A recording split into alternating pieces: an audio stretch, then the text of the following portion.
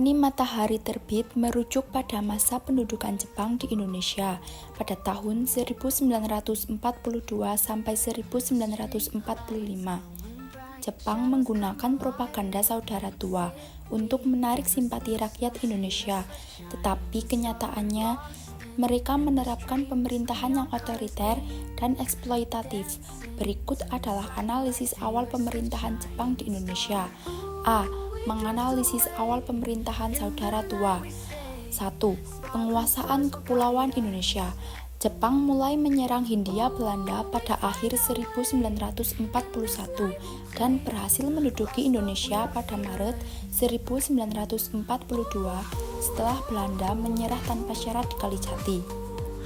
Pemerintahan kolonial Belanda digantikan oleh administrasi militer Jepang yang terbagi menjadi 3 wilayah, yaitu ada Sumatera di bawah Angkatan Darat ke-25 atau Gunseibu di Singapura, 2. Jawa dan Madura di bawah Angkatan Darat ke-16 di Jakarta. Berikutnya ada Kalimantan, Sulawesi, Maluku, dan Papua di bawah Angkatan Laut di Makassar. 2. Selamat datang saudara tua. Jepang mempropagandakan diri sebagai saudara tua yang akan membebaskan Indonesia dari penjajahan Barat. Rakyat Indonesia awalnya menyambut Jepang dengan harapan memperoleh kemerdekaan, namun segera menyadari bahwa Jepang menerapkan sistem pemerintahan yang lebih keras daripada Belanda. Jepang mengeksploitasi sumber daya alam dan tenaga kerja untuk kepentingan perang mereka di Asia Pasifik. Yang ketiga, ada pembentukan militer. Jepang menerapkan pemerintahan militer yang ketat dan membatasi hak-hak rakyat. Sistem pendidikan dan administrasi diubah agar sesuai dengan kepentingan Jepang, termasuk pelarangan penggunaan bahasa Belanda dan pengenalan bahasa Jepang. Jepang juga mengontrol perekonomian dengan merampas hasil pertanian dan industri untuk mendukung perang mereka. Yang keempat, ada pembentukan pemerintahan sipil. Meskipun pemerintahan militer dominan, Jepang tetap membentuk struktur pemerintahan sipil yang diawasi ketat oleh militer. Beberapa tokoh Indonesia diberikan peran dalam pemerintahan lokal, seperti Raden Soekarno dan Mohatta, tetapi mereka tetap berada di bawah kendali Jepang. Organisasi semi pemerintahan seperti Putra atau Pusat Tenaga Rakyat dan Jawa Hokokai dibentuk untuk menggalang dukungan rakyat terhadap Jepang. B. Menganalisis organisasi pergerakan masa pendudukan Jepang. Yang pertama, ada organisasi yang bersifat sosial kemasyarakatan. Organisasi sosial kemasyarakatan yang dibentuk oleh Jepang bertujuan untuk mengendalikan rakyat dan memobilisasi dukungan terhadap kebijakan mereka. Beberapa di antaranya ada Putra, Pusat Tenaga Rakyat, dibentuk pada tahun 1943 oleh tokoh nasionalis seperti Soekarno, Hatta, Ki Hajar Dewantoro, dan Kiai Haji Mas Mansur. Organisasi ini bertujuan untuk menarik simpati rakyat terhadap Jepang, tetapi justru dimanfaatkan oleh para pemimpin Indonesia untuk meningkatkan kesadaran nasional.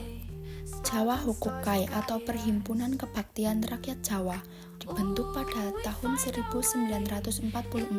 Setelah Putra dibubarkan, organisasi ini lebih dikendalikan oleh Jepang dengan tujuan memobilisasi rakyat untuk mendukung perang melalui kerja paksa dan pengumpulan sumber daya. MIAI atau Majelis Islam A'la Indonesia dan Masyumi. Awalnya MIAI dibentuk sebagai wadah organisasi Islam, tetapi kemudian dibubarkan oleh Jepang dan digantikan oleh Masyumi atau Majelis Syuro Muslimin Indonesia yang tetap digunakan untuk kepentingan propaganda Jepang. Yang kedua, ada organisasi militer dan semi-militer. Jepang membentuk berbagai organisasi militer dan semi-militer untuk mendukung kepentingan perang mereka, yaitu ada Seinendan, Barisan Pemuda, dibentuk pada tahun 1943 untuk melatih pemuda usia 14 tahun sampai 22 tahun agar siap membantu pertahanan Jepang. Yang kedua ada Keibodan atau Barisan Pembantu Polisi. Organisasi ini beranggotakan pemuda berusia 25 sampai 35 tahun yang dilatih untuk membantu tugas kepolisian dan menjaga keamanan. Yang ketiga ada Fujinkai atau Barisan Wanita. organisasi perempuan yang bertugas membantu logistik, propaganda, dan penggalangan tenaga kerja. Yang keempat, ada Heiho atau pembantu prajurit Jepang, semi militer yang merekrut pemuda untuk membantu militer Jepang sebagai tenaga pendukung, tetapi tidak diberi pelatihan sebagai prajurit penuh. Yang ketiga, ada organisasi militer. Selain organisasi semi militer, Jepang juga membentuk organisasi militer untuk mempertahankan wilayah Indonesia dari serangan sekutu. Yang pertama ada PETA atau Pembela Tanah Air, dibentuk pada tahun 1943 untuk melatih pemuda Indonesia dalam perang. PETA memiliki struktur militer yang lebih kuat dibandingkan organisasi lainnya dan menjadi cikal bakal TNI setelah kemerdekaan. Yang kedua ada Goku Totai, pasukan khusus yang berisi pemuda yang dilatih lebih keras untuk menjadi barisan pertahanan terakhir Jepang di Indonesia. C. Menganalisis pengerahan dan penindasan versus perlawanan.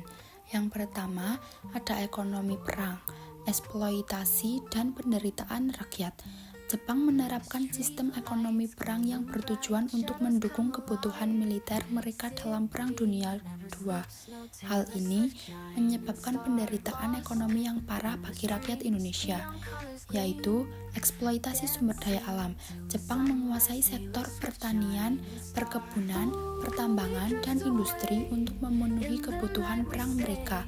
Hasil panen padi, karet, minyak bumi, dan bahan-bahan strategis lainnya dikirim ke Jepang, menyebabkan kelangkaan bahan pangan di Indonesia. Yang kedua ada Romusa atau kerja paksa. Jepang memobilisasi rakyat secara paksa sebagai Romusa, yaitu tenaga kerja paksa untuk membangun infrastruktur militer seperti jalan, jembatan, dan pangkalan udara. Banyak Romusa yang meninggal akibat kelaparan, penyakit, dan kerja berat tanpa upah. Yang berikutnya ada krisis pangan dan inflasi. Penguasaan ekonomi oleh Jepang menyebabkan kelaparan massal karena rakyat dipaksa menanam tanaman industri seperti jarak untuk minyak pelumas mesin perang Jepang.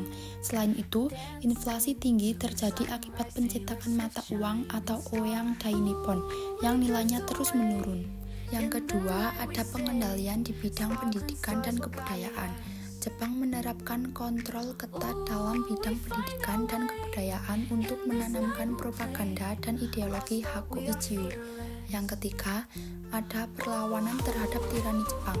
Meskipun Jepang menerapkan penindasan ketat, rakyat Indonesia tetap melakukan perlawanan baik dalam bentuk perlawanan terbuka maupun perlawanan bawah tanah. D. Dampak kedatangan saudara tua dalam berbagai kehidupan. Yang pertama ada dampak pendudukan Jepang di Indonesia. Pendudukan Jepang memberikan dampak luas di berbagai sektor kehidupan. A. Jepang menerapkan sistem ekonomi perang, di mana semua sumber daya alam dan tenaga kerja dimobilisasi untuk mendukung kepentingan militer mereka dalam Perang Dunia II. B. Dampak di bidang sosial dan pendidikan. Jepang menanamkan propaganda nasionalisme Asia, tetapi dalam praktiknya mereka tetap menindas rakyat Indonesia. C. Dampak di bidang politik dan militer. Jepang membubarkan organisasi politik yang sudah ada dan menggantinya dengan organisasi baru yang lebih mudah dikontrol, seperti Putra atau Pusat Tenaga Rakyat yang kemudian dibubarkan karena dianggap tidak efektif bagi kepentingan Jepang. Yang berikutnya ada Panitia Persiapan Kemerdekaan Indonesia atau PPKI.